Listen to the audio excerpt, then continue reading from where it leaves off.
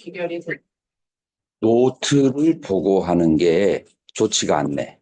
그냥 책 읽는 것 같아. 예. 안 보고 내 머릿속에서 그렇게 네.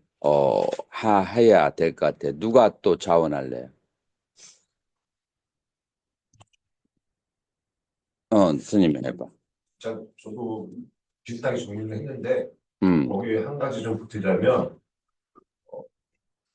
이 보살의 네 가지 모두 그 네 가지 연민심이나 보리심이나 서원이나 그다음에 정과 불의의 공성이 그 자체가 나라는 존재에 대한 생각이 빠져 있다는 것을 저는 좀 생각을 들었거든요. 옳지.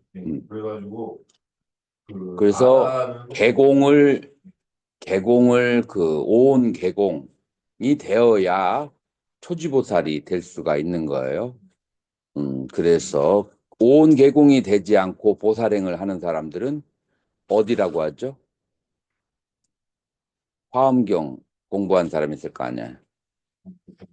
강원 나온 사람, 현성주님?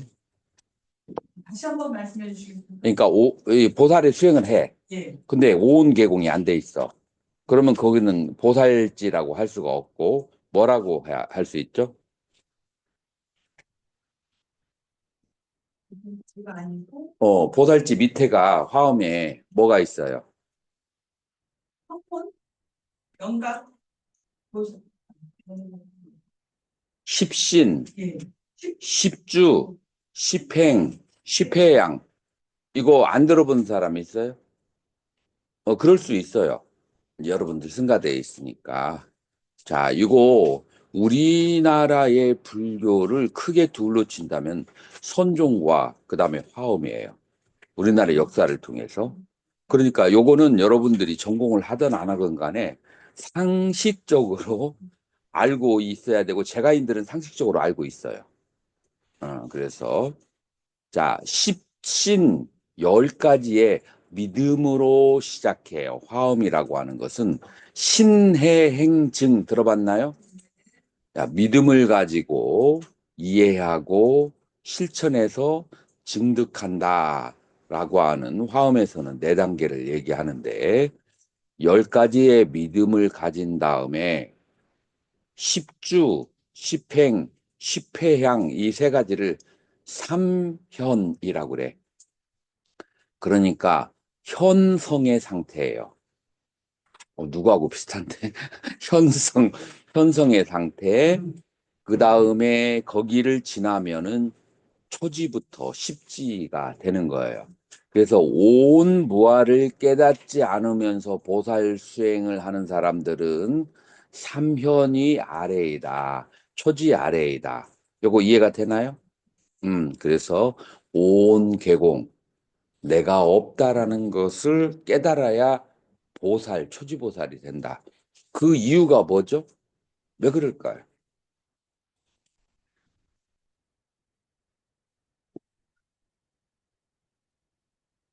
내가 남아있으면 남을 위해서 산다는 것이 존재하잖아요. 보살이라고 하는 것은 무엇이냐면은 내 눈으로, 이 찢어진 눈으로 남을 쳐다보는 거예요. 보통 사람들은 찢어진 눈으로 자기를 봐. 항상 자기를 통해서 보고 자기를 위해서 봐. 나를 위한 삶이야. 그런데 보살이 모온 무아, 내가 본래 없다는 것을 알았어. 그러면 이제 죽든지 아니면은 살면은 뭐를 위해 살아야 돼? 내 눈에 보이는 중생을 위해서 사는 거야. 이 중생이 누구예요? 나예요. 중생이 나야. 여러분들 부부 간에 한 20년 이상 부부 생활을 하게 되면 그 다음에 자식이 이제 있으면 바깥에서는 굉장히 친절한데 자기 가정에게 와서는 무뚝뚝하거나 남자가 아니면은 짜증을 많이 내거나 하는 경우 바깥에서는 절대 그러지 않는데 그런 얘기 들어봤어요? 네. 그런 쓰는 얘기 들어봤죠? 그 이유가 뭘까요? 바깥에서는 안 그래. 남들 앞에서는 안 그래. 근데 집에만 오면 자기 본색이 드러나. 한 5년, 10년 이상 같이 살면 가족을 뇌가 자기와 동일시 여긴대. 그래서 내외에 뇌피가 있고 외피가 있는데 뇌피는 자기를 보는 그런 그 뇌고 외피는 남들을 보는 데인데 5년, 10년 이상 산 가족은 뇌피로 본다는 거야. 그러니까 자기하고 동일시 하는 거야. 그러니까 내가 말하기 싫으면은 나하고 동일하고 생각하니까 침묵해버리고. 그런데 보살은 뭐예요? 왜 나가서는 날 말 잘하고 나오다가 왜 집에 와서 내 앞에서는 꿀먹으니까 돼요? 이제 내가 싫어졌나요? 옛날에 나를 꼬실 때는 언제고 이런 식으로 하는데 요건 뇌 구조를 잘 이해를 못해서 자기하고 동일시하게 하면 자기의 본색이 그대로 나오는.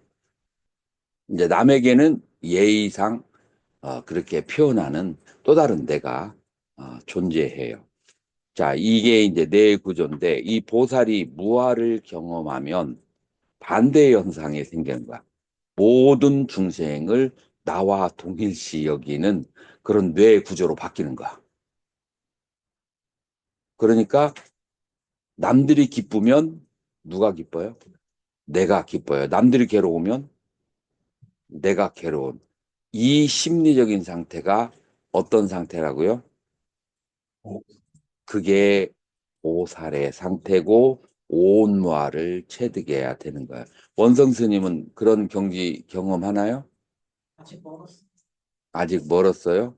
이게 살짝 겸손한 말 같지만 겸손한 말 같지만 이거는 생각의 전환이에요. 생각의 전환이에요.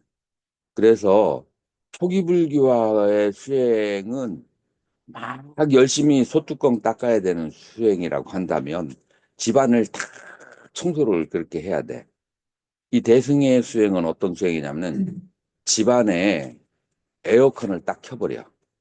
그 에어컨을 딱 켜버리면은 집안에 있는 먼지가 그냥 그쪽으로 싹 흡수돼 버려. 단 한순간에.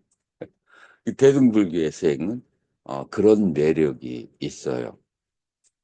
그래서 생각의 전환으로 그 오랜 세월 동안 수행해야 될 것을 단 한 번에 성취하는 그런 이제 새로운 신 방법이 대승의 수행 방법이다. 무엇이냐면은 중생을 위해서 사는 것, 그것이 자체가 바로 나를 위해서 사는 것이라고 이 뇌 구조가 바뀌어야 되는데 그 기저에는 무엇가 있느냐 하면은 바로 온 무아를 증득해야 된다. 그래서 여러분들이 어, 수행의 관점이 많이 달라지는 거예요. 자, 지견 스님, 지금 얘기한 거 요약해서 한번 얘기 간단하게 요약해서 한번 해볼래요?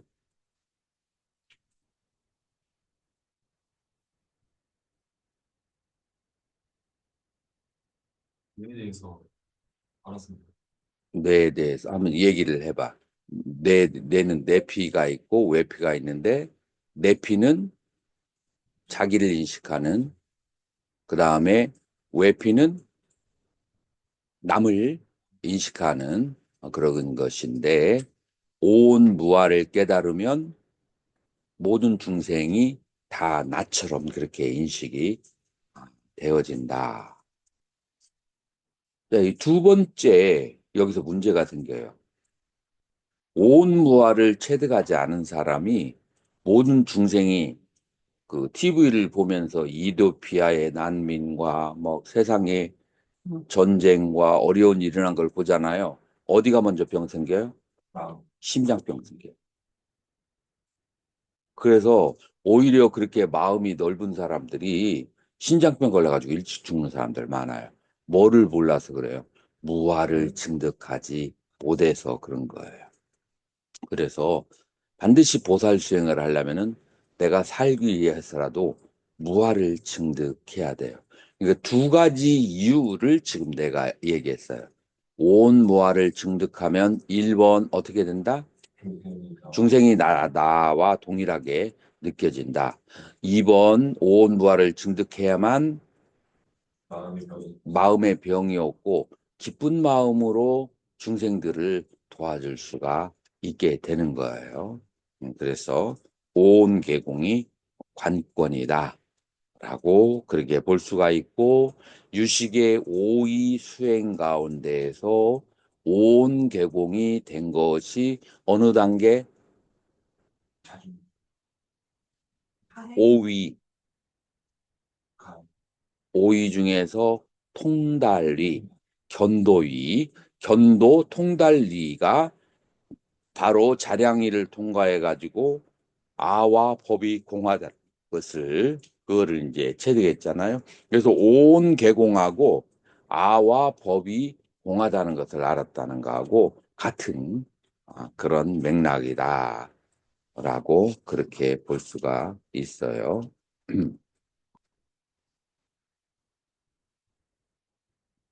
자, 그래서 저번 시간에 연민심, 남을 그렇게 보려면은 이제 연민심, 모든 중생들이 사는 모습에 대해서 연민심이, 자, 모든 중생들이 사는 모습에 연민심이 느껴진다. 손 한번 들어봐요.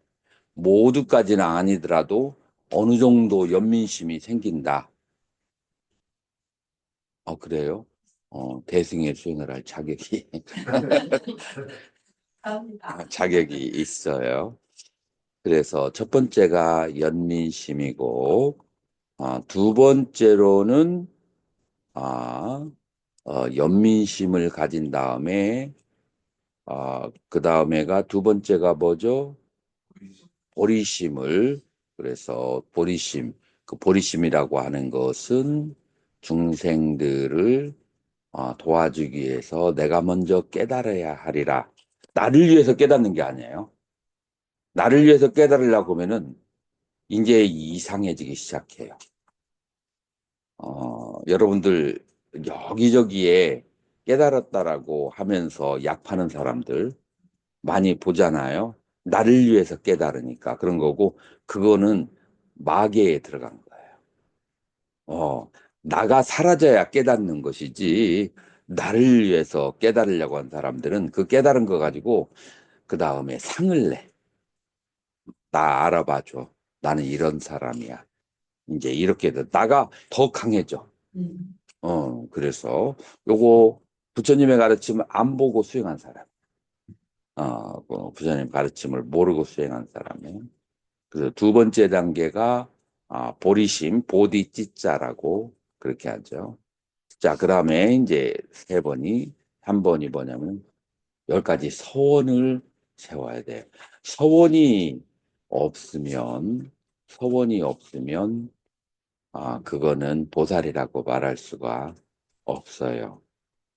자, 이 서원, 세 번째. 그 뭐 번호는 이제 뭐 네 번째로 여기서는 그렇게 돼 있는데 순서는 좀 바뀌어져도 돼. 이제 10대 서원이라는 게 있는데, 여러분들이 배가 원양어선이 바다로 나가려면은 뭐가 필요하죠? 선언. 기름 선원도 있어야 되지만 가장 중요한 거, 아침만 그 동력이라고 하나? 그 모터의 엔진이 앞으로 저기 하는 게 필요해. 그 다음에 엔진만 있으면 안 돼. 또 하나가 이것과 쌍으로 있어야 돼. 뭐죠? 키, 방향을 바꿔주는 거. 그래서 이거 두 개를 합쳐서 동력이라고 한번 해봐요. 이 서원이라는 것이 그와 같은 역할을 하는 거예요. 그래서 이 서원이 없으면 마치 배가 동력이 없는 것과 같은 것이다 라고 그렇게 말할 수가 있어요. 서원이 없으면 그러면은 앞으로 나가지를 못한다. 중생을 위해서 살았기 때문에 당연히 중생을 어디까지 내가 인도해야겠다는 서원이 있어야 돼요. 그래서 보살의 10대 서원이에요. 자, 누구 한 사람은 레포트를 보살의 10대 서원과 그 다음에 누가 또 10대 서원이 있죠? 보현의 10대 행원이 있거든요. 보현보살의 보현행원. 이 보현행원하고 한번 비교를 한번 해보세요. 무엇가 공통점이 있고 무엇의 차이점인데 누가 할래요? 손 한번 들어봐요. 아, 스님이 할 것 같았어. 자, 그래서 이 서원에 10가지가 있는데, 자, 지견 스님 한번 읽어보세요. 보살의 10대 서원. 첫째, 허공계와 미래세계가 닿을 때까지는 모든 부처님에게 공양물을 보시하겠다는 서원. 둘째, 부처님의 가르침을 항상 실천하겠다는 서원. 셋째, 부처님의 탄생지부터 대열반지까지 모든 성질을 신견하겠다는 서원. 넷째, 태어나는 곳마다 보리심을 성취하기 위해 수행하겠다는 서원. 다섯째, 중생계가 다하도록 모든 중생을 교화하는 노력을 게을리하지 않겠다는 서원. 여섯째, 세간의 지혜를 모두 통달하겠다는 서원. 일곱째, 무량겁에 걸쳐 수많은 불국토를 정화하겠다는 서원. 여덟째, 대승행 실천하는 것을 게을리하지 않겠다는 서원.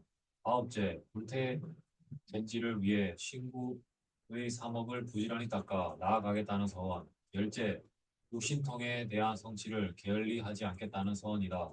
이러한 10대 서원. 됐어요. 지견 스님 목소리 들으면서 무슨 생각이 드나요? 목소리가 좋습니다. 아니, 이제 수행하는 사람은 분석으로 들어가야 돼요. 지성적으로 느껴지나요? 감성적으로 발달된 것이 느껴지나요? 감성, 어이구, 다들 귀가 있어. 이 감성이 발달돼야 무슨 행을 할 수 있어요? 연민신과 보살행을 할 수가 있어요. 그래서 목소리가 마르고 건조하고 딱딱한 나무처럼 쫙 나오는 사람들 있어요, 없어요? 그런 사람들은 뭐가 발달됐어요? 지성이 발달됐어요. 그런 사람들 주로 어떤 수행하죠? 아라한 수행을 주로 많이 해요.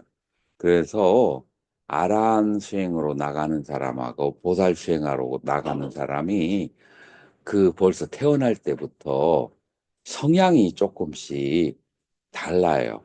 그래서 이 사람을 이쪽으로 저 사람을 이쪽으로 막 끌어당기려고 해도 잘 안 돼. 수행하는 것이 재미가 없어. 자기의 그 저기가 아닌 사람. 그래서 감성이 발달된 사람은 감성이 발달된 쪽으로 수행안을 하는 것이 좋고, 지성이 발달된 사람은 지성 쪽. 보적 스님은 어느 쪽이? 자, 보적 스님이 한번 읽어봐. 앞에 거 한번 읽어봐. 보살의 10대 서원. 첫째, 허공계와 미래세계가 닿을 때까지 모든 부처님에게 공양물을 보시하겠다는 서원. 좋아요. 스님은 지성이 조금 강한데 감성도 있어. 네. 두 가지를 다 할 수도 있고, 그러나 지성이 좀 더 강해. 스님은. 네, 그래서 이 한 사람의 수행한 것은 모양에서, 소리에서, 그 다음에 세 번째로는 어디에서 느껴져요? 바이브레이션. 그 사람의 몸에서 바이브레이션을 그냥 숨길 수가 없고 속일 수가 없는 거예요. 그러니까 therefore, 그러니까 어떻게 해야 돼요? 계속 수행을 해야 돼요. 누구한테 속일 수가 없어. 자이나 교회에서 발가벗고 수행을 하잖아요. 예. 여러분들 알죠? 네. 근데 갑자기 아름다운 연인을 보고 막 그냥 이게 움직이면 수행자들, 그 신도들 앞에서 얼마나 망신이에요. 그래서 옷을 벗는 거예요. 24시간 생각을 단속하라는. 그래서 여러분들도 24시간 계속 생각과 마음을 단속해서 수행을 해야 돼요. 그게 다 드러나. 이렇게 만나면은 자, 그래서 10가지 소원을 하면서 이해하는 것. 우리는 그전에는 생각을 하지 않는 것만 수행이라고 생각했는데 여기는 생각하는 것 자체가 수행이에요. 그래서 이것을 생각하는 것 자체로 마음의 심량이 넓어지고 경지가 넓어지게 되는 거예요. 이 10가지 서원을 이제 붙여놓고 현대적인 언어로 조금 바꿀 필요 있어요. 이거 경전에 있는 거 그대로 번역한 거거든요. 나는 경전에 있는 것을 먼저 1차적으로 번역해서 있는 그대로 알려줄 의무가 있지만 여러분들은 그렇게 나처럼 무슨 쥐나 뭐 저기가 번역가로서의 저기가 없기 때문에 좀 살짝 변형해서 부드럽게 접근을 해야 돼.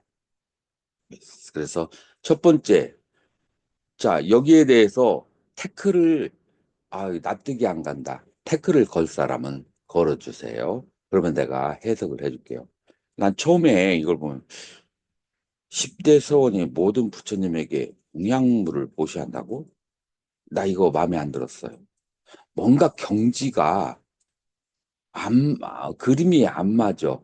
부처님이라고 하는 것은 열반에 드셨고, 열반에 드셨으니까 지금은 나와서 잡수시는 분도 아니고, 그거 해봤자 그 가져가는 사람은 스님들이나 아니면은 이제 뭐 차려놓은 사람들이 가져가는 건데, 이 보살이 되어서 이런 수행, 이걸 수행이라고 한다고 나는 그런 의문이 들었어요. 동의하는 사람 손 들어보세요. 동의해요? 자, 그러면은 왜 이게 중요할까요? 누가 대답할 수 있는 사람? 대답을. 모든 중생이 불성을 가지고 있어. 다 부처. 그 개념은 무슨 말을 하려나 할 때 조금 형이상학적이야. 일반 사람들은 가슴에 와 닿지 않아. 자, 또 다른 사람 여기에 대해서 대답해 줄 수 있으면.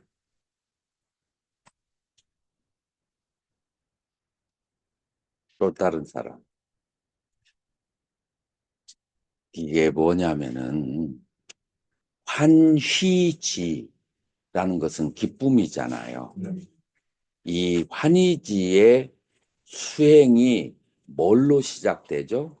환희지의 그 시작이 수행이 구체적인 수행이 뭐죠? 자, 한번 읽어보세요. 자, 그 성주 스님 한번 읽어보세요. 환희지와 보시바람이 성취하면 환희지를 환희지를 성취하면 어, 어. 보시바라미를 집중적으로 수행하게 된다. 보시바라밀은 사서법 중 첫째이고 십바라밀 중 첫 번째로 불가의 첫 번째 원인이기 때문이다.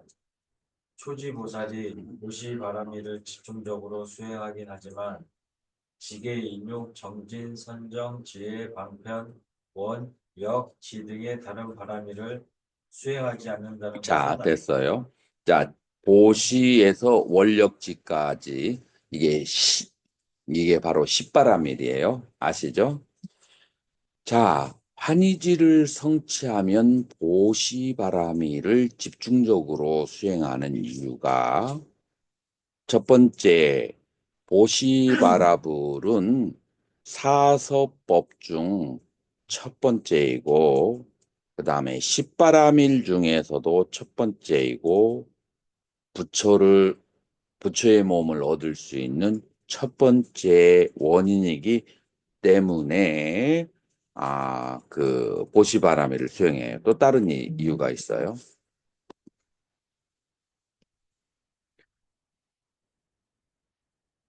스님 본명이 어떻게 되죠? 지엄씨 지엄 스님.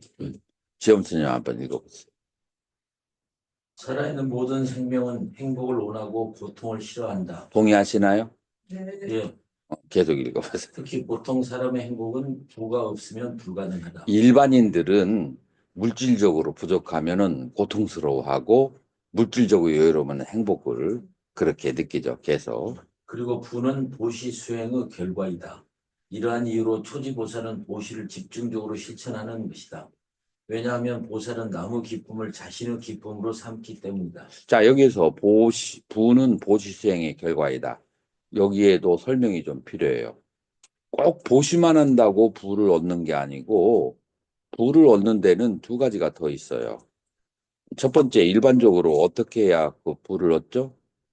부지런하고 열심히 일을 해야 돈을 버죠. 그래서 작은 부는 열심히 일을 해야만, 그래야만, 부지런하게 일을 해야만, 작은 부는 얻을 수가 있어요. 자, 중간 부는 어떻게 해야, 부를 얻을 수가 있죠? 지혜로운 내가 내가 결여된 보시, 나를 위해서 하는 보시. 아니, 그거는 이제 출세간이고, 출세간이고, 세간의 세계에서는 중간보시는 내가 부잣집에 태어나면, 그러면은 저절로, 예를 들어서 뭐, 이병철 씨 아들로 태어나거나, 아니면은 누구의 아들로 태어나면, 딸로 태어나면, 대한항공의 누구 딸로 태어나면은 바로 그냥 기본적인 것은 얻게 되잖아요. 이게 중간 보시고 이것이 이제 보시의 공덕이에요. 그 대부는 무엇을 통해서 얻어야 돼요? 그건 이제 전륜성왕처럼 아, 공성을 깨달아야 돼. 그래서 이제 부는 일반적으로 조금 상당한 부는 재력들은 대부분이 보시 수행에서 얻어진 그런 결과예요. 자, 사업을 하는데 직원이 1,000명이야. 직원들이 맨날 스트라이크하는 그런 데도 있고 직원들의 중간 간부가 나서서 도와줘서 스트라이크를 해소하는 사람이 있어. 이건 뭐 때문에 그럴까요? 그 중간 간부가 전생에 나한테 도움받았던 사람들이. 그래서 여기에 와서 중간 간부로 와서 그 보답을 그렇게 하는 거야. 그러니까 이게 전부 다 중간 이상의 큰 부는 보시하고 관련되어 있어요. 그래서 열심히 노력해도 집 한 채 이상만 되면은 돈이 계속 날아가는 사람이 있어. 돈이 이렇게 불렸다가 그다음에 집 한 채 이상이 되면 그걸 갖다 주식에 했는데 아주 날아가 버린다든지 누구를 빌려줬는데 도망가 버린다든지 그래서 그래가지고 다시 10년 동안 열심히 일해서 돈 벌었어. 근데 또 사건이 생기고 그 이상을 못 가는 사람이 있어. 그게 이제 열심히 노력만 해가지고는 되는 게 아니고 그 사람 복이 거기까지면은 거기까지밖에 살지 못해. 그 복이라는 것은 무엇이냐면은 남에게 베푸는. 그러니까 큰 틀에서 보면은 내가 열심히 일해서 돈은 벌 수는 있어. 그런데 그 돈이 머물게 하려면 뭐가 있어야 된다고요? 복이 있어야 돼. 그래서 전반적으로 보시하고 연관이 있어요.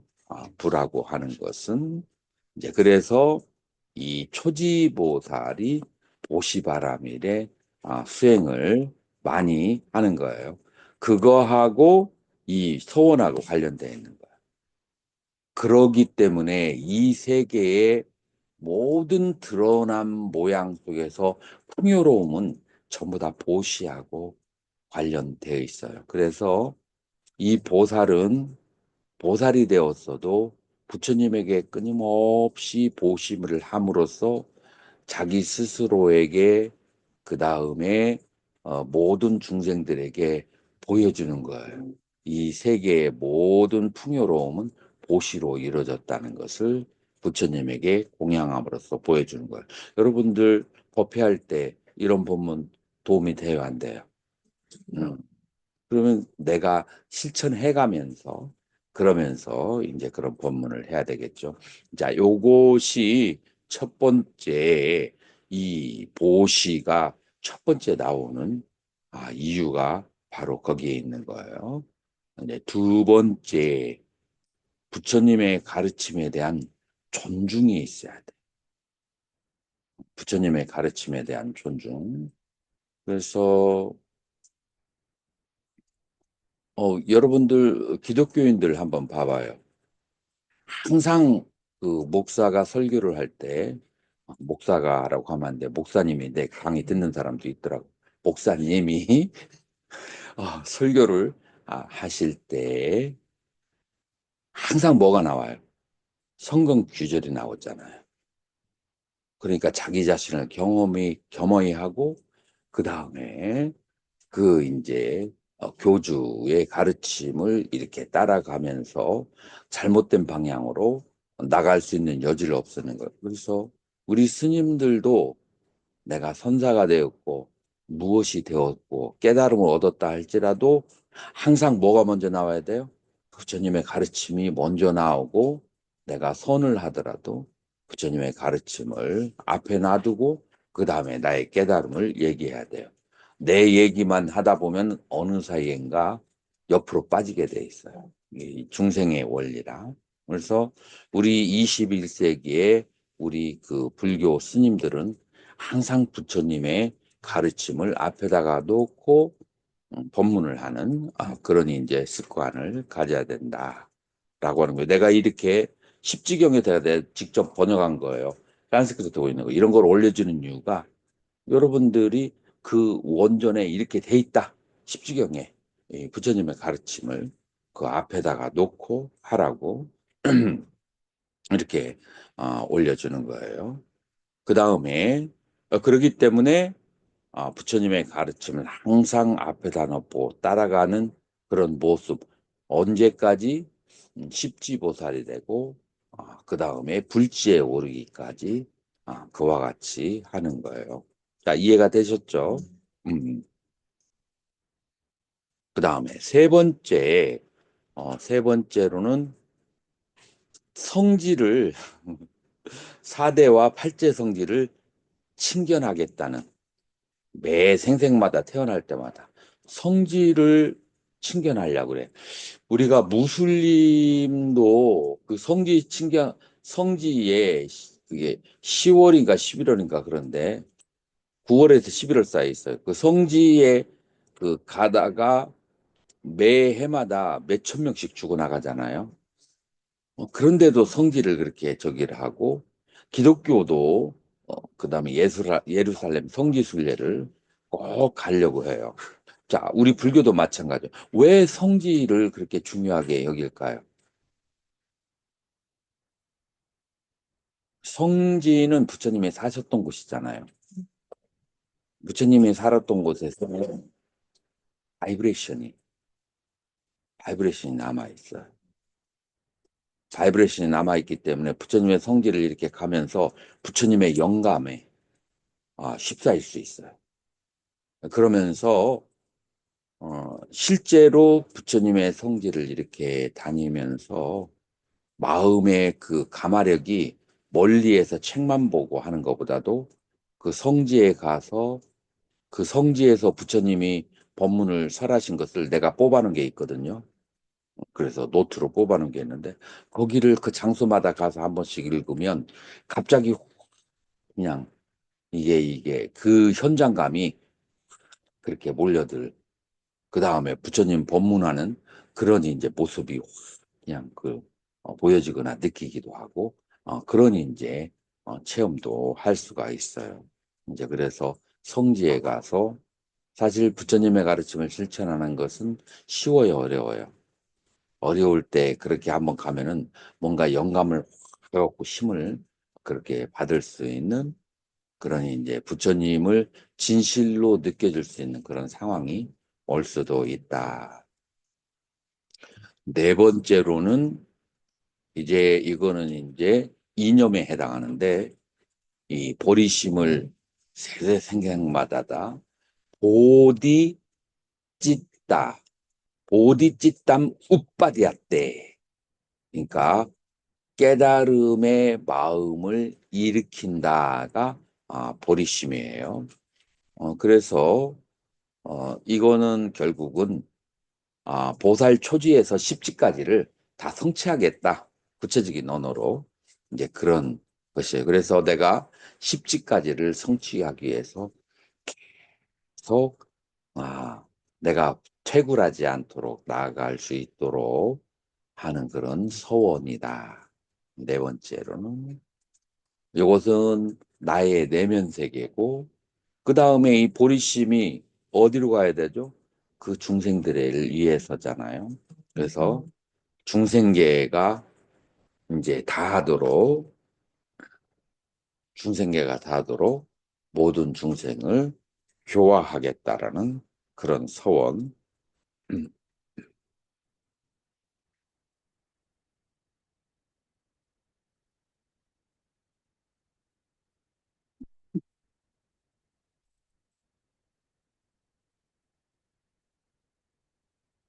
이제 어, 그러니 이제 중생계가 다하도록 그렇게 교화하겠다.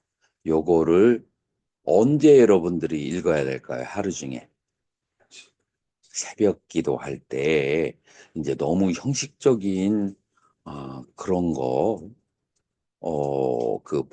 그 뭐라고 예부를 너무 형식적으로 그렇게 하지 않고 지금 이런 귀절들을 예쁘게 잘 다듬어서 자기의 서원을 이제 그렇게 한 번씩 어, 또 그리고 여러분들이 신도들하고 만났을 때는 요거를 바탕으로 해서 자기만의 색깔로 글을 한번 쏘게 이제 한다. 라든지 이런 식의 그런 것도 가능한 거예요. 그래서 중생계가 다하도록 이것이 아침마다 발원을 해야 돼. 보디집단 웃바다 일으키는 거거든. 그 마음을 매일매일 일으켜야 돼. 초지에서는. 그리고 이 초지에 일으킨 그 마음이 그 에너지가 육지, 칠지에 뒤로 그냥 소멸로 들어가려고 할 때 이 에너지가 앞으로 십지까지 나를 끌어주는 이 서원의 힘에 의해서 그래서 초지에는 이 서원을 계속 초지보살 때는 그렇게 읽어줘야만 해요. 그다음에 여섯째, 자, 선재 스님 읽어보세요. 여섯째, 세간의 지혜를 모두 통달하겠다는 서원. 일곱째, 무량겁에 걸쳐 수많은 불국토를 정화하겠다는 서원. 여덟째, 대승행을 실천하는 것을 게을리 하지 않겠다는 서원. 아홉째, 불퇴전지를 위해 신구의 상업을 부지런히 닦아 나아가겠다는 서원. 열째, 육신통에 대한 성취를 게을리 하지 않겠다는 서원이다. 이러한 10대 서원을 연민신, 보리심과 함께 일으켰을 때 그를 초지보살이라 한다. 아란이 되는데 세상의 지혜가 세상의 지식이 필요할까요? 안 필요할까요? 있으면 좋죠. 있으면 좋은데 필수 조건이 아니에요. 필수 조건 아니에요. 보살이 되려면은 세간의 지식이 필수적이에요. 필수적이지 않아요. 필수적이에요. 그래서 세간의 지식을 알아야 내가 이 자랑할 수 있죠, 많이. 아니면은 뭐를 위해서 세간의 지식을 많이 갖추죠? 중생을 도와주는 데 있어서 세간의 지식이 필요한 거죠. 그래서 보살행위 할 때 여섯 번째 세간의 지식 중요한 거죠. 그 다음에 일곱 번째로는 그러니까 여기에 지구 옆에만 해도 혹성이 몇 개가 있어요? 6개가 있잖아요. 그 다음에 이 그 지구 이 혹성들 사이에 위성이 있어요. 그 다음에 은하계에 가면은 이런 것들이 수백, 수천, 수만 개가 있잖아요. 여기를 다 다니면서 그 많은 중생들이 지옥고에 있고 그 다음에 살생을 업으로 삼는 사람, 어떤 사람 보면은 가슴 속에 상처를 많이 받아서 마음이 가시덤불로 가득 차 있는 사람 있어요. 그런 사람들은 가까이 가면은 막 찔려. 그리고 본인도 계속 찔러. 스스로를. 그런 사람들, 그 다음에 수도꼭지처럼 누리기만 하면은 화를 막 그냥 폭발하는 사람, 그럼 수없이 많은 정신적인 문제를 가진 사람들을 도와주는 것이 뭐가 생겼어요? 재미 들렸어. 재미 들렸어요? 재미가 있잖아요. 그러니까 여러분들 처음에 미술 전시회 나가서 100억짜리 작품을 만드는데 쉽지 않죠. 그러나 만들어서 100억짜리 작품을 만들어서 팔고 나면 마음에 뿌듯함이 있잖아요. 네. 그래서 그런 이제 어려운 문제를 가진 사람일수록 뭐가 더 생겨요? 성취감이 더 있잖아요. 쉬우면 무슨 성취감이 있겠어요. 그래서 그런 사람들을 이렇게 도와주는 삶을 이 지구에서뿐만이 아니고 수없이 많은 세계마다 다 가서 그런 한과 원과 상처와 덤불이 많은 중생들을 위해서 이렇게 도와줘야겠다라고 하는 생각이 불국토를 정화한다는 생각이에요. 그래서 그런 생각을 했을 때 막 그냥 여러분들 마음이 막 기쁜가요? 음, 목소리가 안 기쁘세요? 맞아요. 힘들어요. 굉장히 힘들어요. 그런데 힘들면서도 예를 들어서 어제 이제 도와주다가 어제 누가 막 그냥 막 저기를 하는 것을 보고 막 피곤하고 지치잖아. 아유, 중생들 이름만 인간 옆에만 있어도 냄새가 난다. 인간들 떠나고 싶다. 라고 하다가도 하룻밤 자고 나면은 언제 그랬다는 듯이 싹 정리가 돼. 이게 공을 깨달은 사람이 피로 풀리면은 다시 이 찌꺼기가 남지 않고 보통 사람은 찌꺼기가 다 남잖아요. 그냥 다시 해맑은 상태에서 그래도 또 다시 시작하고 하는 거예요. 이제 내 실력이 이제 올라갈수록 재미가 있고 실력이 없는 사람은 짜부러들지.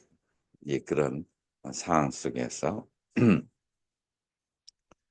그래서 요거를 통틀어서 뭐라고 하냐면은 마하야나 대승의 수행이라고 하는 거예요. 그래서 이러한 수행을 쉬지 않고 게을리 하지 않고 실천을 해야 돼요. 자, 여기서 중요한 것은 이런 수행을 하다 보면 들뜸이 생길 수 있어요.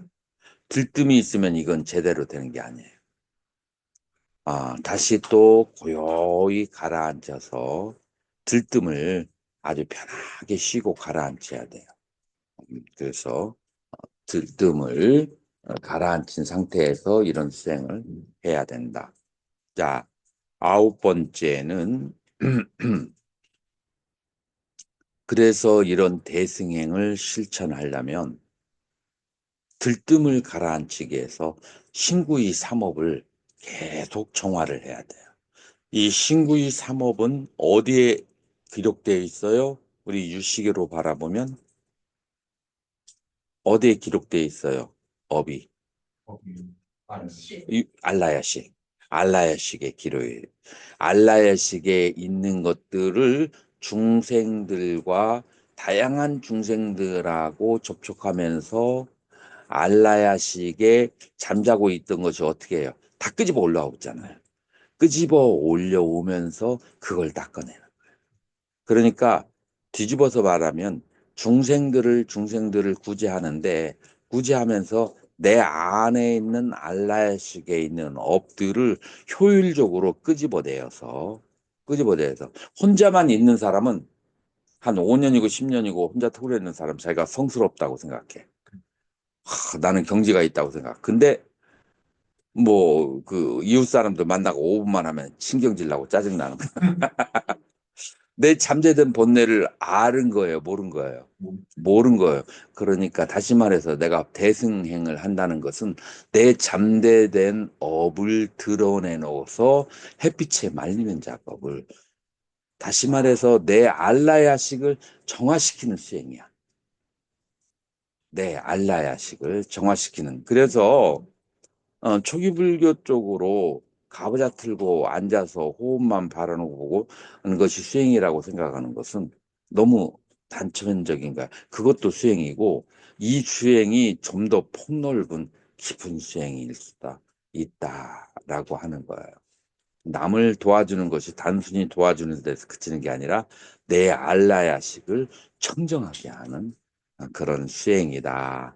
그래서 이제 9번째가 신구의 삼업을 알라야식에 있는 신구의 삼업을 부지런히 닦는다. 그렇게 말할 수.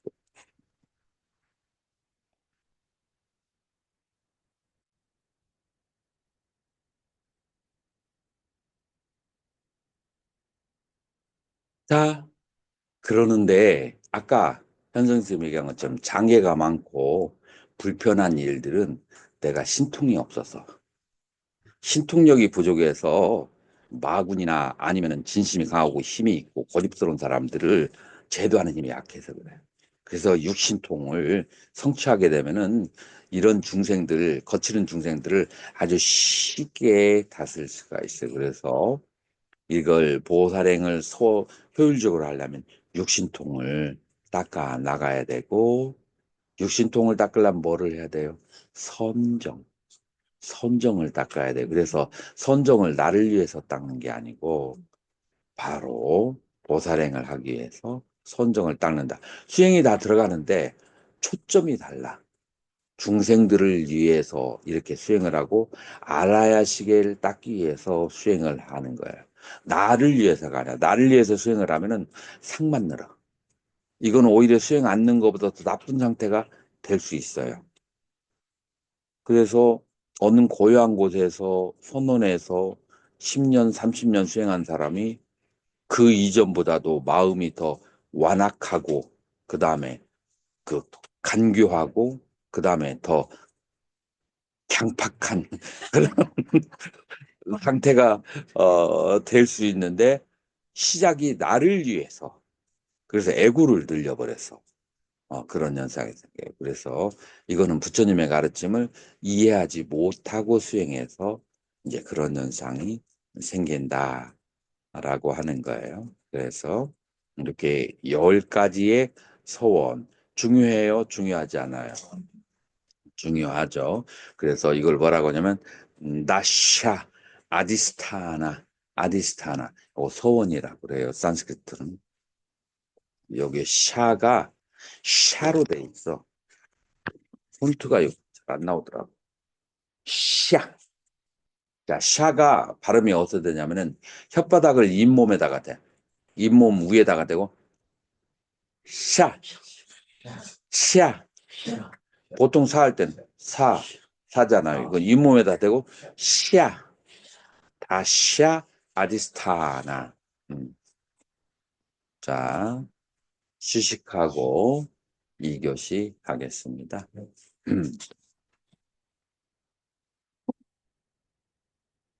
감사합니다. 저축도 종류가 여러 가지가 있어요. 유형의 저축이 있고 무형의 저축이 있어요. 보통 자식을 키우는 사람들은 자식에게 투자하는 것을 일종의 뭐라고 생각할 수 있죠? 노후 저축이. 그래서 만약에 이제 나이가 들었고 애들이 직장에 다니는데 돈을 안 주면 부모들이 어떻게 생각해요?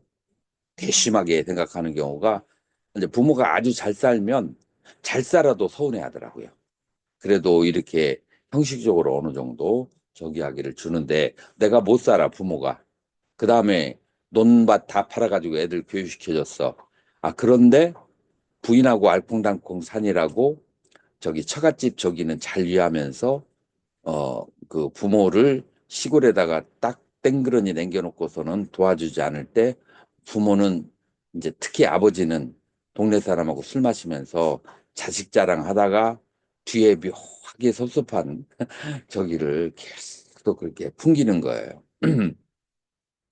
자, 그래서 그 의도가 뭐냐면은 자식을 열심히 키우는 것은 그건 아가페적 사랑이 아니고 그건 노후대증이에요.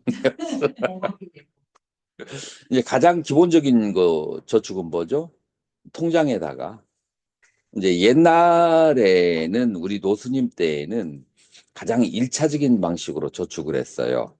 침대 밑, 그 다음에 천정. 우리 노스님들 돌아가시고 나면은 침대 밑이나 그 다음에 천정 뜯어보면 거기에 이제 남겨져 있고 허투루게 쓰지 않아요. 다 모아가지고 그런데 은행이라는 것을 잘 못 믿은 거야. 그 당시 스님들은 잘 모른 거야. 그래서 자기를 위해서 쓰지 않고 남겨서 후대에 불사할도록 종이에다가 다 적어놔요. 나중에 이 절이 그 낡았을 때 불사하는데 보태 쓰거라. 이렇게 딱 적어 놓고 옛날 스님들은 그랬는데 그 다음에 이제 좀 나아가서 이제 저축을 통장에다 스님이 말하는 저축은 통장의 저축을 말하는 거죠. 예. 그 통장의 저축은 가장 일차원적인 저축이고 조금 식견이 넓으면 그 다음에 이제 자식들에게 이제 저기를 하거나 친구들에게 베푸는 거죠. 친구들에게 이렇게 베풀고 그거는 지금 이 세상을 살면서 이제 그것도 저축이에요. 친구들에게 베푸는 것도 살면서 이제 저기 하지만 우리 불교적인 세계관에서 보면은 이 생을 100년을 산다면 저 생은 최소한 얼마를 살아요? 10억 이상이 되잖아요. 10억 년 이상이. 자, 그러면은 저 생을 위해서 저축을 해야 되잖아요. 그러면은 저 생을 위해서 저축을 하는 게 뭐가 되죠? 보시. 그게 바로 보시예요. 그래서 특정 다수만 그렇게 내가 보시를 하면은 보이는 쪽에서만 나에게 복이 들어와요. 불특정 다수에게 다 하면은 보이지 않는 모든 곳에서 도움이 들어. 어, 그래서 금생에서 내가 받을 그럴 그 보시를 하잖아요. 그러면은 이자가 한계가 있어. 이게 다음 생에 받을 수 있도록 멀리 있는 대상에게 보시를 하면 그러면은 죽고 난 다음에 이제 트랜스퍼해서 오는 거예요. 여러분들이 요즘에 코인이 뜨는 이유가 뭐죠? 비트코인이 뜨는 이유가 뭐예요? 딱 한 가지 얘기한다면.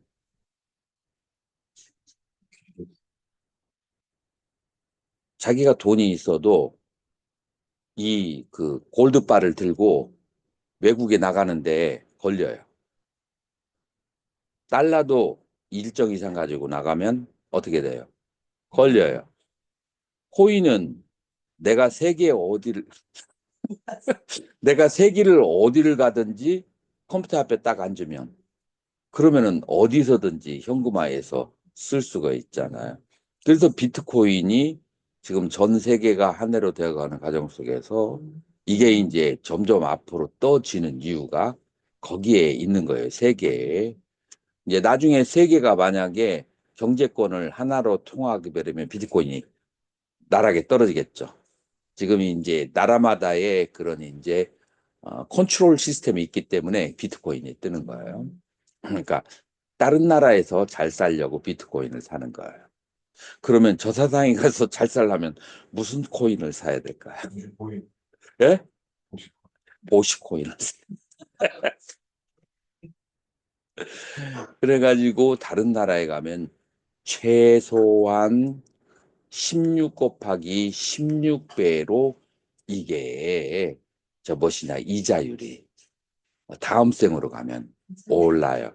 그래서 구사론에서는 과보가 순현보 지금 당장 받는 과보가 있고 순후보 이번 세계에서 좀 늦게 받는 과보가 있고 그 다음에 순후보인데 죽기 전 정도에 아주 늦게 받는 과보가 있고 그 다음에 내생에 받는 과보, 내세보 이렇게 이제 과보가 여러 가지로 나눠지는데 내세로 가면 이자가 확 올라버려요. 그래서 금생에 내가 과보를 받지 않는 금생에 보답을 받지 않는 보시, 무주상보시 그게 이제 가장 저기 한 것이 우주에다가 확 뿌려버리는 거야. 그래서 내가 저쪽에 태어났을 때 그때서야 떨어지기 시작한 뿌린 것들이. 이제 그래서 여기에 이제 보시의 원칙이라고 하는 것이 여기에 있는 거예요. 이제 그래서 그런데 보시라고 하는 것이 꼭 돈만 보시가 아니잖아요. 그래 보시가 세 가지 종류가 있어요. 어떻게 있죠? 보시 세 가지가 뭐? 보시 법보시는 뭐예요?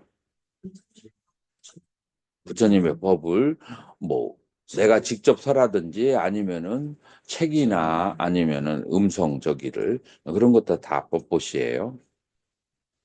그다음에 무예시가 뭐예요?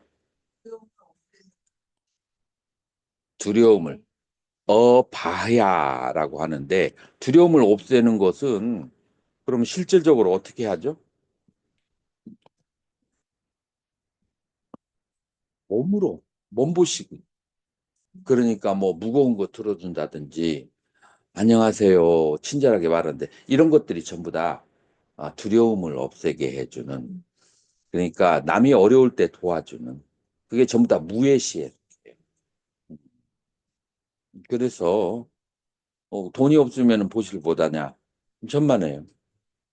여러 가지의 따뜻한 말과 표정과 그 다음에 그런 것들을 통해서 몸으로 도와준다든지 이런 것들을 통해서 보시를 한다. 그래서 보시는 크게 어, 세 가지, 세 가지가 있는 거죠. 기도해 주는 것도 그러면 외시에 속하나요? 그렇죠. 그것도 일종의 무예시에 속하는 거. 그래서 이 세상에 콩이 버릴 것이 없다고 하잖아요.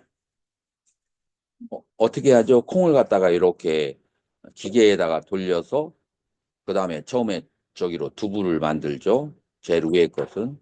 그 다음에 밑에 있는 찌꺼기는 뭘로 해 먹죠? 비지를 먹어. 버릴 것이 없어. 마찬가지로 인간이 살면서 말하고 생각하고 행동하는 것은 하나도 제로로 떨어지는 것이 없어. 다 과부로 나. 모든 그 말과 생각과 그 다음에 몸으로 하는 그 행동 이 모두가 다 그런 어떤 과보를 가져다 준다 말이에요. 그래서 심지어는 보시를 할 때 아주 상을 많이 내는 사람 있잖아요. 그러려면은 차라리 보시를 하지 말아라 라고 하잖아요. 그렇더라도 보시는 하는 게 좋아요. 상이 많고 그런 마음으로 보시를 하다가 그 퇴토 맞는다고 하지. 그러다가 성자를 만나면 그 공덕으로 인연으로 해서 갑자기 뭐라고 할까 불법의 깊은 깨달음에 들어가기도 해. 그래서 어, 그 어렸을 때 남방에서 보면은 어떻게 해서든지 봉투를 쥐어줘서 부처님에게 넣게 하고 스님들에게 보시하게 하고 하는 것인데 그러다가 시쳇말로 아다리가 된 그러다가 인연이 걸리면은 갑자기 그러니 이제 좋은 수행의 길로 나갈 수가 있기 때문에 심지어는 그런 강팍한 마음으로라도 보시하는 것은 좋다. 그다음에 그래서 보시가 또 해탈의 원인이 될 수 있어요.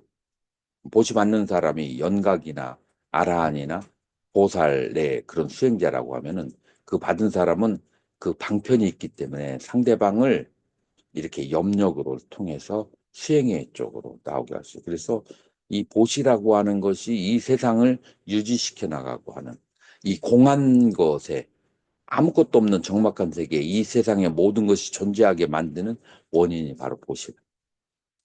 그렇기 때문에 보시가 가장 첫 번째 수행이 된다라고 할 수가 있어요.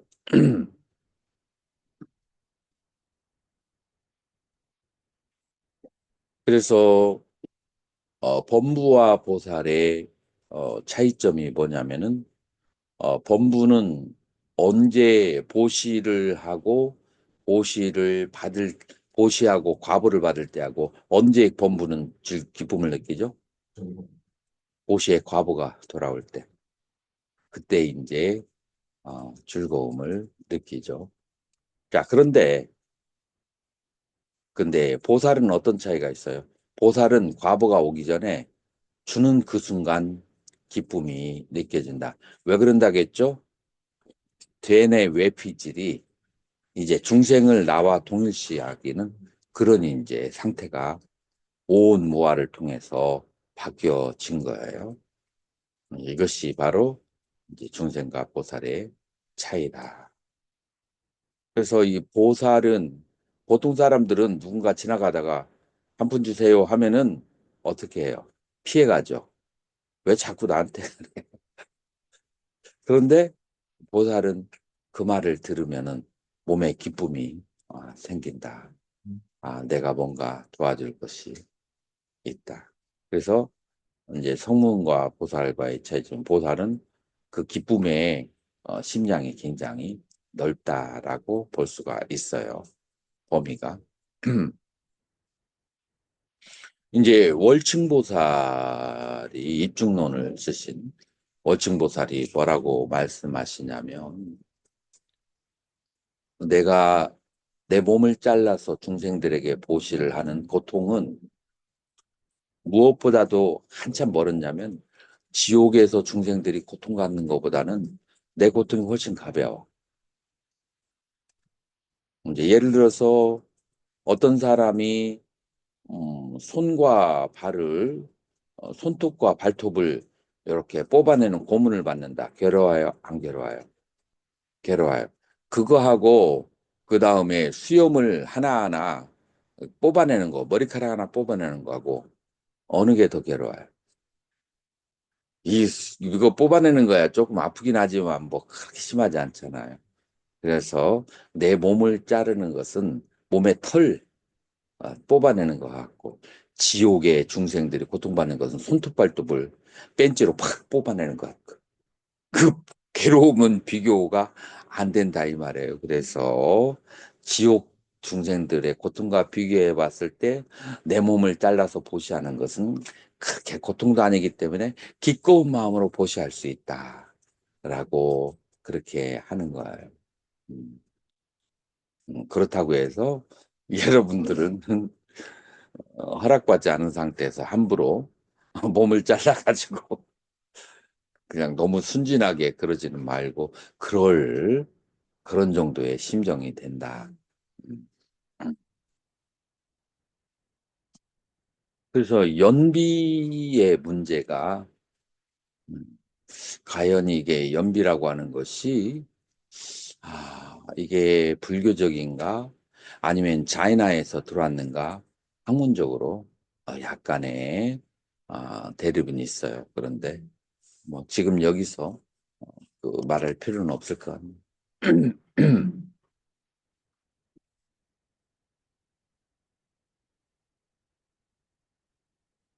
자, 이제 보시와 보시바람일의 차이를 알아야 돼요. 보시와 보시바람일. 보시는 뭐고 보시바람일은 뭐죠?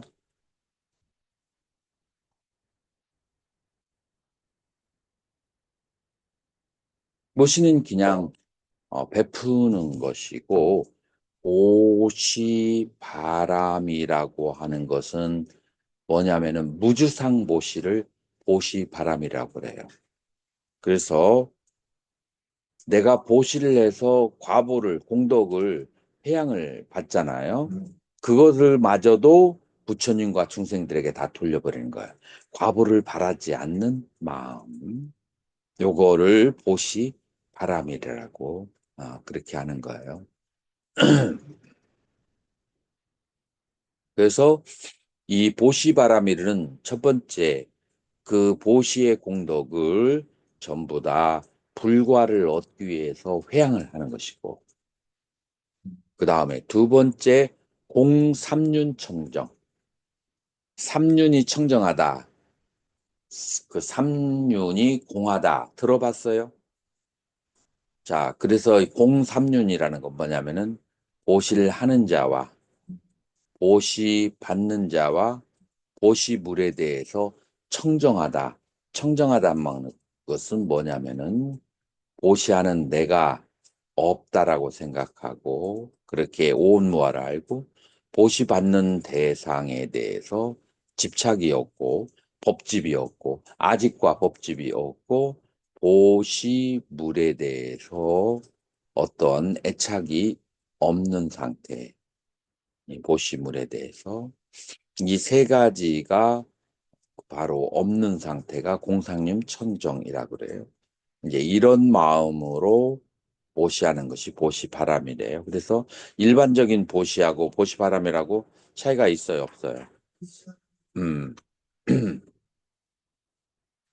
이제 이런 마음을 가졌을 때 이제 몸과 마음에서는 달처럼 빛이 나기 시작해요. 달처럼 빛이 나면서 그러면서 안에 억눌려 있던 인간 본연이 가지고 있는 기쁨이 드러나기 시작해요. 이 기쁨이라고 하는 것은 만들어지는 게 아니고 원래 인간에게 가지고 있는 것이에요. 그래서 인간에게 가지고 있는 것이 여러 가지 장애로 인해서 막혔던 것이 이제 열려서 이제 드러나게 되는 거죠.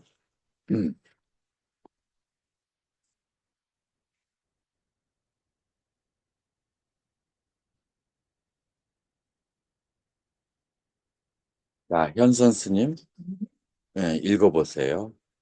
환희지에서는 또 이러한 그 지식을 가지고 있어야 돼요. 자, 한의지 보살은 보살의 여러 행상, 성취, 과거에 대하여 잘 알아야 보살 십지에 이를 때까지 어떠한 장애도 일어나지 않는다. 마치 카라반이 많은 무리를 거느리고 큰 도시로 나아갈 적에 먼저 길 위에서 발생하는 이로움과 손실, 길의 경로의 특징과 길의 경로에서 쉴 곳과 안 좋은 곳, 안 좋은 점, 길 위에서 할 작업과 음식을 만들 곳 등에 대하여 출발 전에 잘 알아야 하는 것처럼 초지보살은 보살은 첫째, 보살지의 장애와 대치법, 두 번째, 보살지의 성취와 무너짐, 세 번째, 보살지의 행상과 결과, 네 번째, 보살지의 파악과 익힘, 다섯 번째, 보살 각지의 청정함, 여섯 번째, 보살지에서 보살지에 올라감, 일곱 번째, 각각의 보살지에 머무는 것, 여덟 번째, 지들 사이의 차별적인 암, 아홉 번째, 각각의 보살지에서 퇴전하지 않음 등, 열 번째, 일체의 보살지를 청정하게 함으로써 마침내 열애지에 드는 것까지를 모두 잘 알아야만 한다. 자, 비유를 한번 보자고요.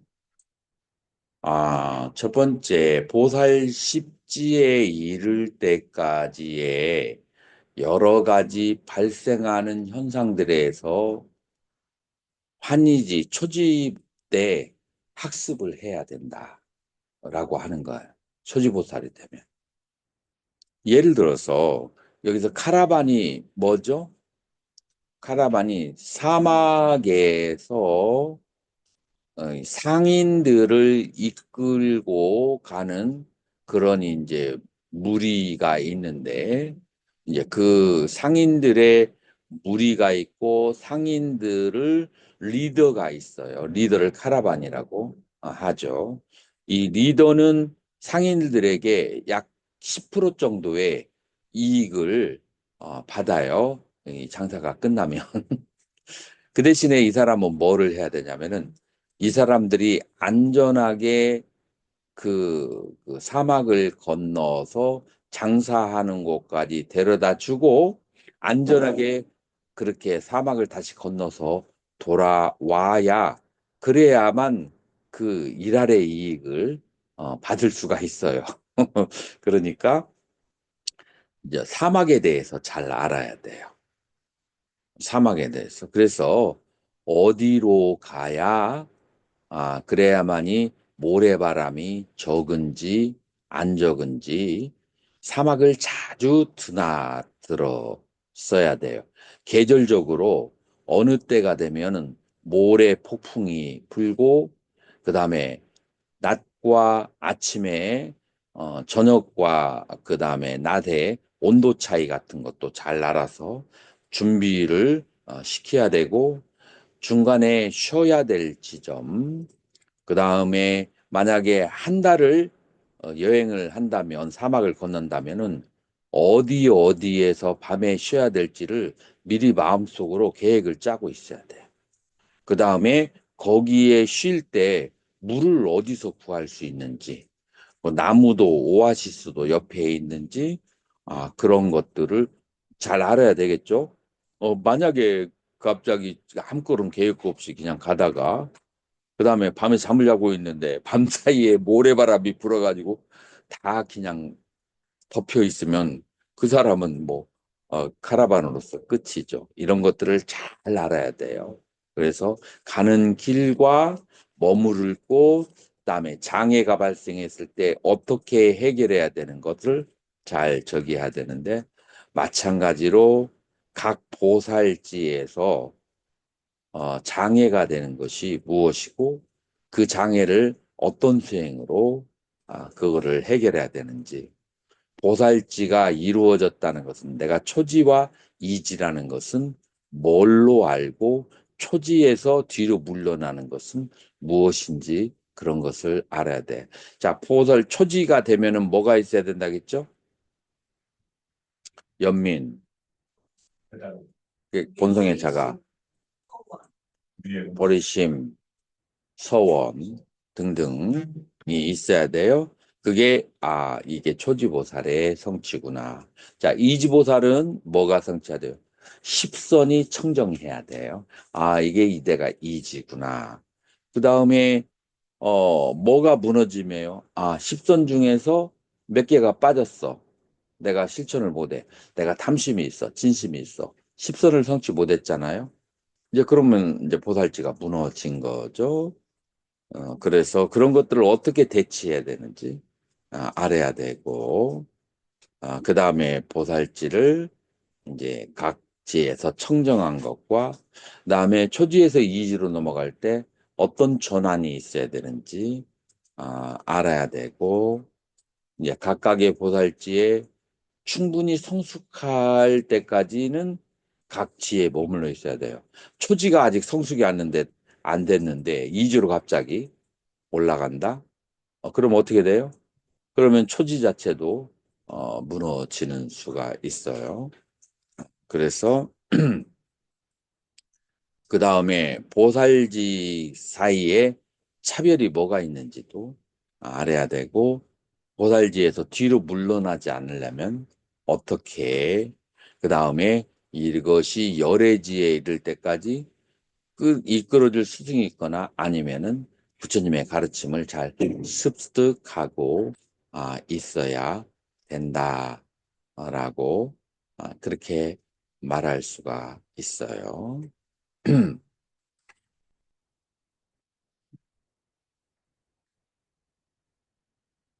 이 초지에 대해서는 다른 지는 가볍게 해도 초지는 자세히 알 필요가 있어요.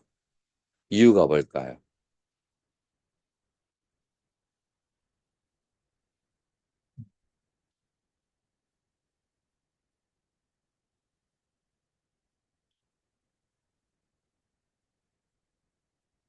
이유가 뭐냐면은 초지는 여러분들하고 제일 가까워요. 네.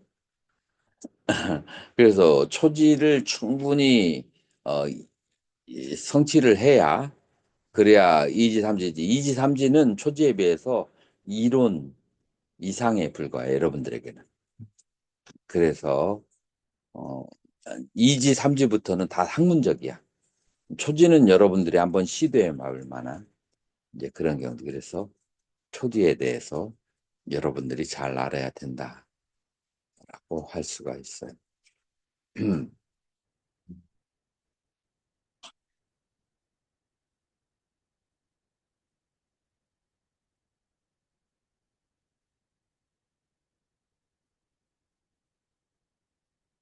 자, 그 다음에 불의의 공성.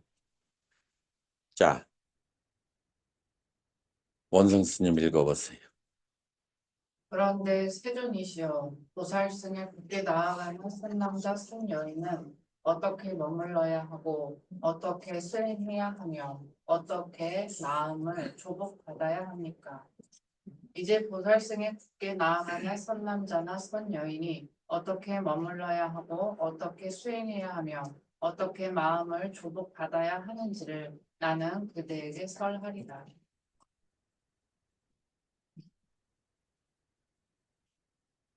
세존께서 이렇게 말씀하셨다. 후보리여, 여기 이 세상에서 보살승에 굳게 나아가는 자는 이렇게 마음을 내어야 한다. 수보리여, 중생들은 중생의 세계에서 중생이라는 무리로 무리지어 있나니 알에서 태어나는 것, 해에서 태어나는 것, 습기에서 태어나는 것, 하연하여 태어나는 것, 형상이 있는 것, 형상이 없는 것, 인식작용이 있는 것, 인식작용이 없는 것, 인식작용이 있는 것도 인식작용이 없는 것도 아닌 것, 그리고 다시 다른 어떤 중생의 세계가 더 있다고 하더라도 나는 그들을 모두 무여 열반의 경지로 완전히 열반에 들게 하리라.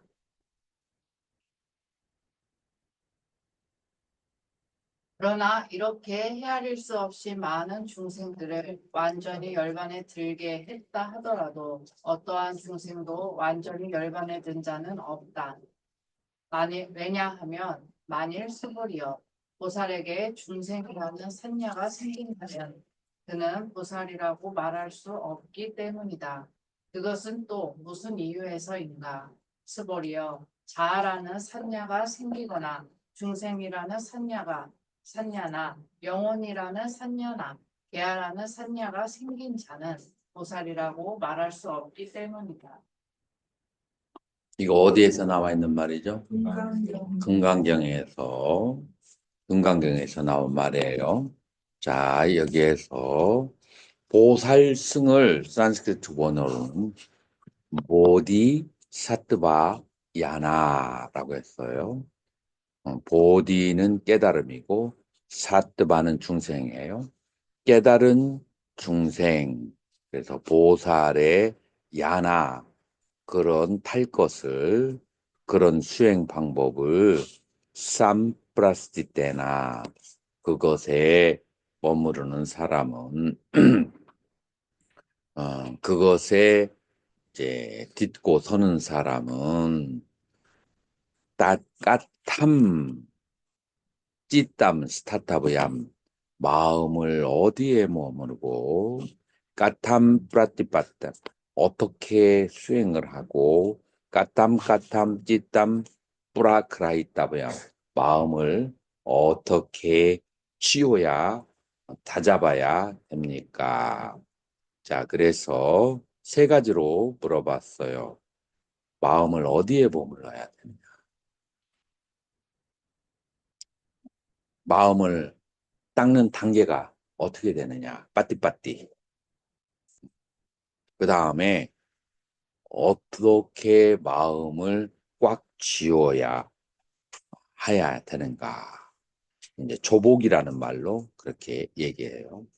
그래서 이렇게 세 단계로 물어보니까 그러니까 이제 뭐라고 부처님께서 대답을 하셨냐면은 야타 보디사트바나 삼프라스타나 보살승에 굳게 머무른 자는 스타타브얌 마음을 머무르야 되고 야타 이와 같이 머무르고 이와 같이 닦아나가고 이와 같이 마음을 조복을 해야 된다. 자, 그래서 마음을 머무르고 마음을 닦아나가고 마음을 조복하는 것을 그 대답이 요거예요. 요거는 에밤 앞바리마남 빠리마 한정된 앞바리마나 한량 없는 앞이 사트바 한량없는 중생들을 파리 니르바뿌야 뭐뭐 하게 하다 사역동사예요. 열반에 들게 하더라도 너 까스지 사트바 어떤 중생도 파리 니르바삐또 바바띠 완전히 열반에 들게 한 적이 없다라고 그렇게 보아야 한다. 그래서 수없이 많은 중생을 그렇게 열반에 들게 했다 할지라도 한 중생도 열반에 들게 한 바가 없다. 우주선. 자, 왜? 자, 이거를 설명해 보세요. 왜? 스님, 우리의 공성이기 때문에. 예, 우리 아닌. 스님은 한 3박 4일 수행 좀 하셔야겠어. 피의 흐름이 원활하지 않아서 졸음 현상이 생기는데 지쳐서 그런 거예요. 휴가를 받아서 약간의 단식을 하면서 이렇게 수행을 좀 하면은 조금 달라질 수 있어. 내가 봤을 때는 보적 스님하고 같이 보적 스님이 지금 감량을 하면서 약간 방향이 원활하게 흘러가고 있잖아. 그래서 사시느냐고요? 그래서 내가 하는 말이라 뭐라고 할까? 몸 안에서 생기가 이렇게 흘러갈 수 있다는데 너무 소유물산이라고 지쳤는데 누구를 위해서 종을 울리냐 이거지. 이 모든 저기가 나의 행복을 위해서 하는 건데 내 몸에서 어떤 그런 그 행복의 상태가 이제 느껴질 수 있는 공간을 열어야 돼. 사람이 늙는다, 병든다라는 것은 다 뭐하고 연결되는 줄 알아요? 피, blood. 예, 피가 맑고 청정해져야 돼요. 피가. 그래서 이제 피를 맑게 하려면 뭐를 해야 된다? 단식과 수행을. 단식만 해도 수행을 하지 않으면 옆길로 갈 수 있어요. 수행을 하면서 단식. 왜 스님은 감사한 마음으로 듣지 않고 무심하게 듣고 있어요. 그래서 많은 중생을 열반에 들게 했을지라도 한 중생도 제도한 바가 없다라는 것은 뭐냐면 오온무아를 말하는 거예요. 그래서 오온무아를 얻지 못하면 그러면은 보살승에 들어가지. 그래서 여기서 질문이 크게 세 가지였어. 마음을 어디에 모으는가? 마음을 어떻게 주복받는가? 어떻게 단계적으로 수행하는가? 요 단계는 빼고 마음을 머무르는 것, 마음을 좁아가는 것이 오온무아가 초점이 되는 거야. 자, 그런데 아무것도 하지 않고 오온무아가 아니에요. 뭘 하면서 모든 중생들을 다 제도하는데 여기서 모두는 어디서 어디까지가 모든이에요.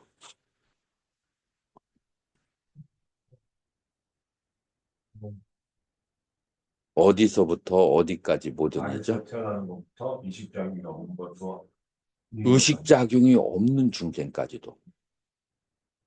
테란 숲에는 말할 것도 없고 의식작용이 없고 그 다음에 또 뭐가 없어요?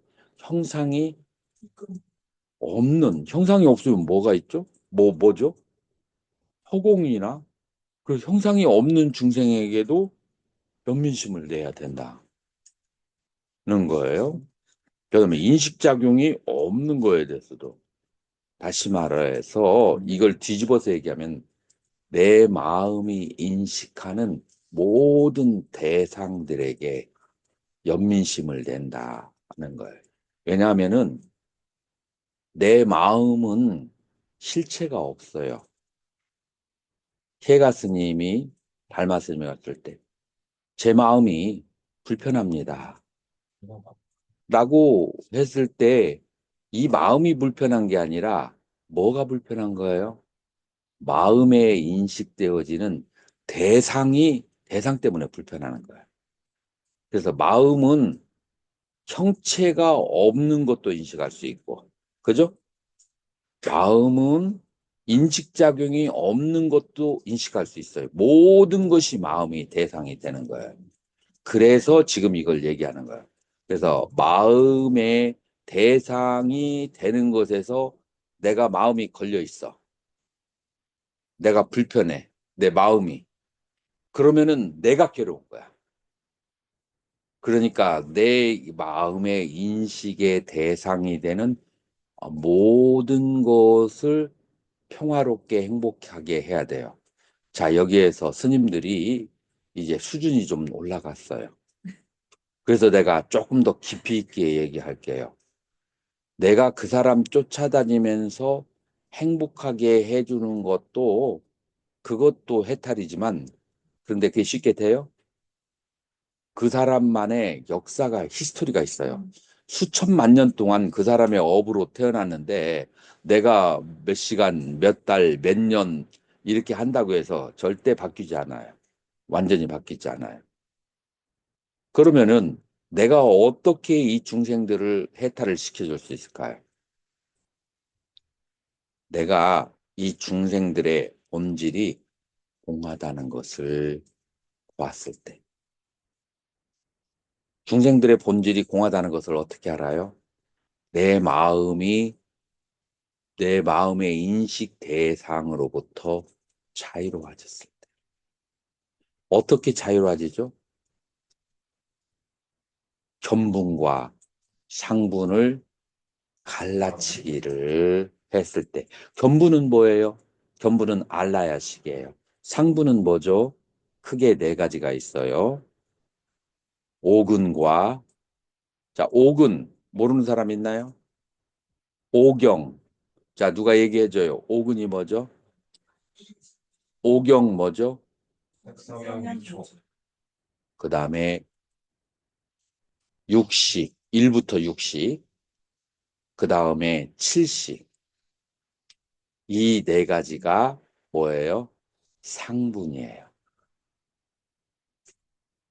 자, 여러분들은 안식에서부터 그 다음에 안입이설신, 신식까지 5가지의 식이 발생했을 때 이 식이 견분 같으죠. 그런데 그 식은 대상을 아는 식이에요. 그런데 이 대상을 아는 식에서 아는 식하고 아는 마음하고 대상하고 둘이 짬뽕 믹스돼 있잖아요.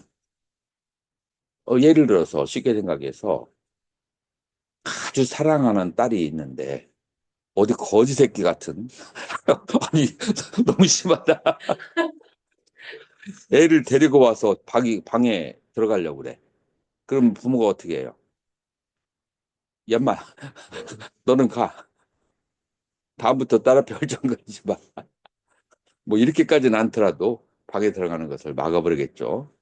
조금 이상하게 생긴 애가 저기 하려면은 마찬가지로 견분하고 상분이 같이 붙어 있어. 이 상분을 너는 저리 가 하고 딱 하고 이 견분 그 식만 홀로 보는 것을 그걸 뭐라고 그래요? 자증분이라고 하잖아요. 이 자증분의 상태가 바로 인식의 주체와 인식의 기체를 분리시키는 상태예요. 이것이 이렇게 분리가 되었을 때 이 식은 완전히 중생으로부터 자유로워지는 거예요.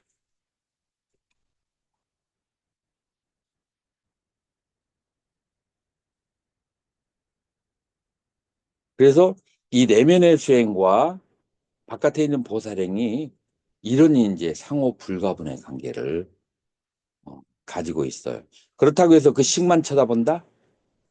내 안에 있는 알라야식이 그 업식이 중간에서 그 안개를 피워가지고 안 보여. 그 알라야식이 업식을 닦아야 돼. 어떻게? 그 업식이 중생들을 도와주면서 드러나게 해서 다 껍질을 다 저기를 빼줘야 돼.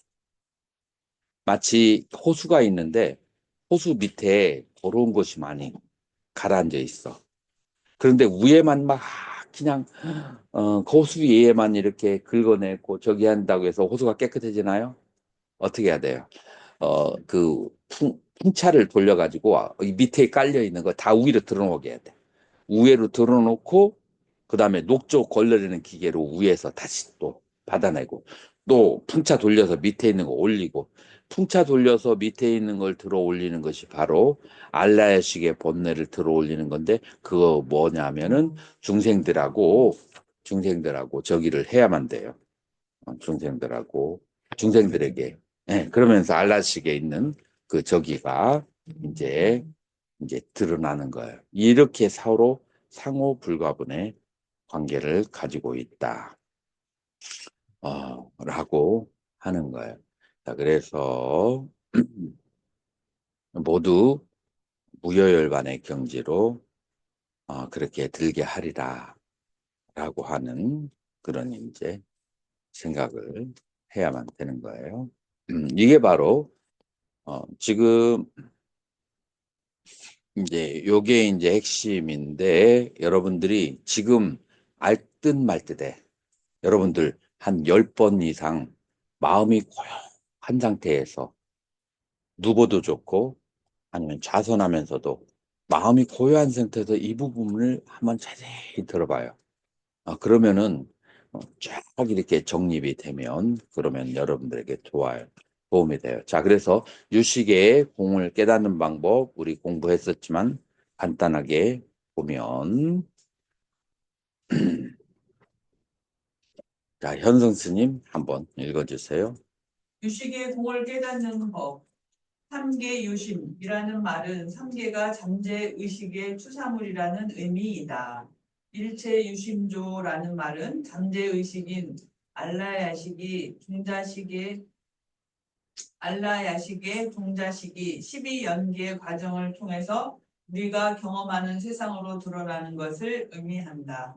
현상 세계가 제8 알라야식에 있는 여러 가지 개념들과 기억들이 투사한 세계라면 그런 개념들과 저장된 종자식들은 견분이고 나타난 현상들은 상분이다.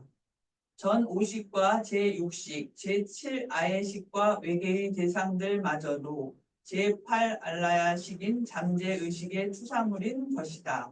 알라야식은 견분이고 투사된 영상들은 상분이다. 견분을 나라고 집착하는 것은 아집이고 세상을 나라고 집착하는 것을 겁집이며 이 모두가 제7 염호식이다. 형성된 상본 중 물질은 분별되어진 것, 변계 소집성에 해당하고 전 5식에서 제7식까지의 식은 의타기성으로 생략한다.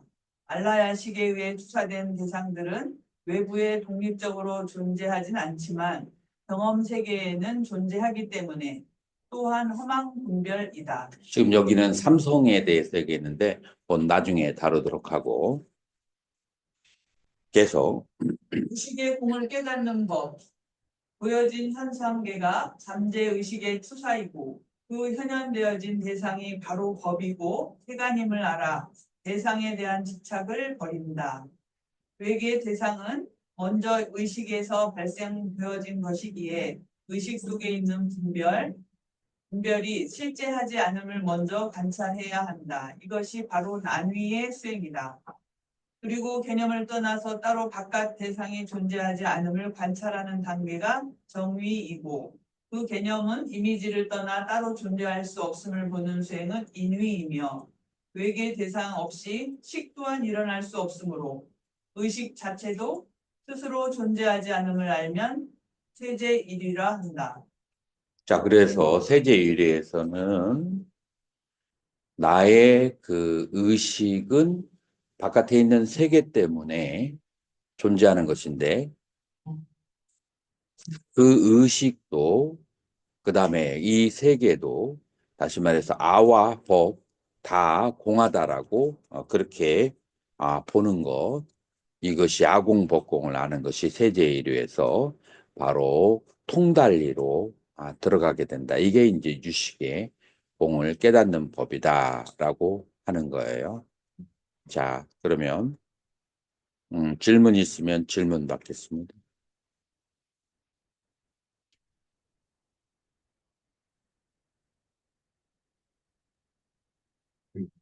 음, 아까 설명하신 것 중에 상부는 5군, 5경, 60, 70이 합쳐진 게 상부라고 하셨고요. 이제 일식에서 60까지와 70. 그러니까 일식에서 70까지와 그 다음에 오근 오경. 근데 그 다음에 이제 대상을 아는 식과 아는 마음이 있을 때 이게 경분이라고 하셨어요. 그때 거기 잘 못 들어가가지고 아, 그 부분. 자, 아니 견부는 제8식이 견분이에요. 견부는 제8식인데 식이 발생할 때 이 견분과 삼분이 믹서가 돼 있다는 거죠. 식이 발생할 때. 그래서 아는 마음과 그 다음에 알려진 대상이 믹서가 돼 있는 게 식인데 이 두 개를 대나무 자르듯이 자를 수 있어야 되는 것이지. 그래서 그 자르는 상태가 위즈 냐냐 냐나는 알미인데 분리된 알미 되는 거예요. 음.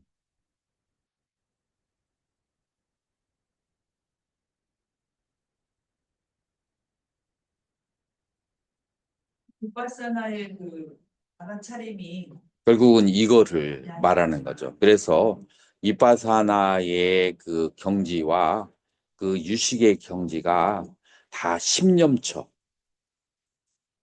하는 데서 그다음에 선종도 이 십념처라는 곳에서 만난다라고 하는 거예요. 그래서 불교가 막 수없이 많은 불교가 있지만 근극에 올라가면 그 설악산을 올라가면은 낙산사에서 올라가든지 백담사에서 올라가든지 오세암에서 올라가든지 근국에서는 다 같이 만나는 것처럼 불교라고 하는 것은 다 이 심과 그 심청정 여기에서 다 만나게 된다라고 하는 거예요.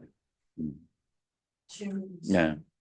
그러면 여기서 칠식이 음. 작용하지 않으면은 마음이 청정한 거라고 할 수 있나요? 그렇죠. 칠식은 뭐냐면은 아집과 법집을 칠십이라고 하는 거예요. 그러니까 이 모든 것을 그중에 특히 팔식의 자기 기억을 나라고 그렇게 착각을 하는 거예요. 그 다음에 팔식에 의해서 드러난 현상 세계를 내 것이라고 착각하는 게 법집이에요. 그래서 이 칠식은 아의 식, 아치, 아에 대해서 무지한 것이 칠식이에요. 그래서 이 아라는 의식이 소멸되게 되면은 팔식이 청정하게 된다. 팔식이 청정해지면 뭐가 된다? 대원 경지가 된다. 라고 하는 거예요. 우리 특히 선종 수행을 하는 사람은 무심을 강조하거든요. 자, 무심의 결과가 뭐냐면은 대원경지야. 대원경지는 뭐냐면은 거울처럼 모든 것을 다 비추는 거야.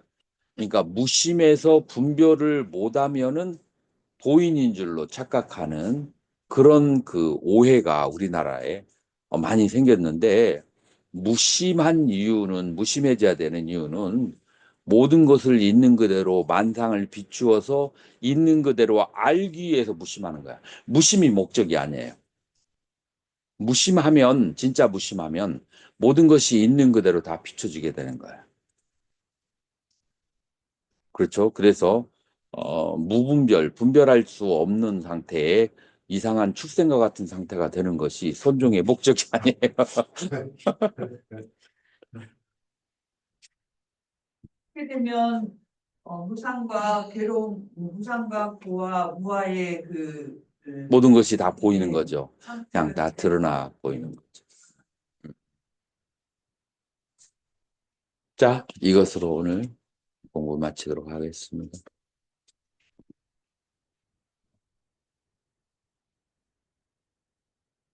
감사합니다.